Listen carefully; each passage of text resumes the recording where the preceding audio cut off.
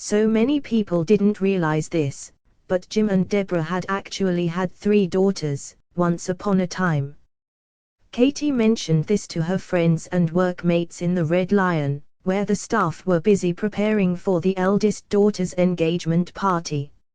"No, you must have that wrong," said Tracy. "Jim and Debs have been coming in here for years.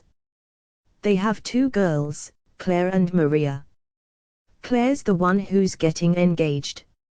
Georgina, we're about ready for that banner now." "There was a middle daughter," insisted Katie. "A year younger than Claire, and 2 years older than Maria. Isabel.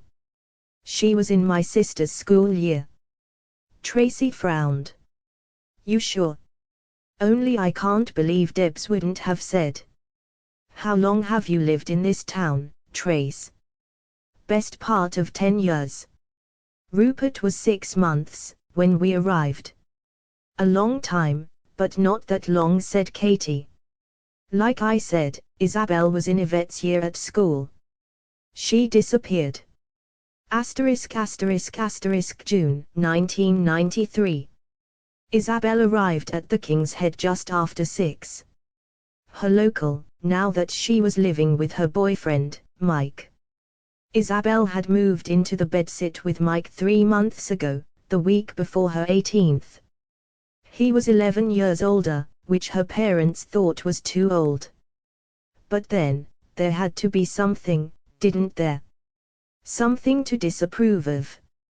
When it came to Isabel and that family, being disapproved of was basically what Jim and Deborah's middle daughter was there for. The King's Head was a dive, of course. Still, the extremely loud heavy metal music, generally blaring from the jukebox, was very much Isabel's kind of music.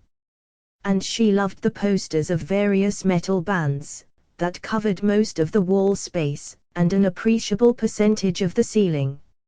In truth, all wasn't entirely well in Isabel's relationship, hence her increasing tendency to quickly pop into the pub, after work. "Hey, Isabel, how's it going?" Isabel smiled, as she looked up to see Danny, who rented another room in the house where she and Mike lived. Lived? Okay, existed. Isabel hadn't liked Danny at first. Had considered him to be just another of Mike's dodgy mates. Which view had some validity, in truth. And, yet, a couple of regulars in the King's Head had heard Danny suggesting that he and Isabel go for a drive.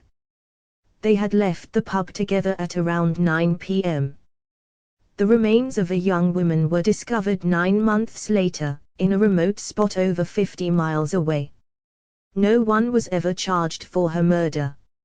And the family moved on with terrifying ease, hardly even mentioning her name.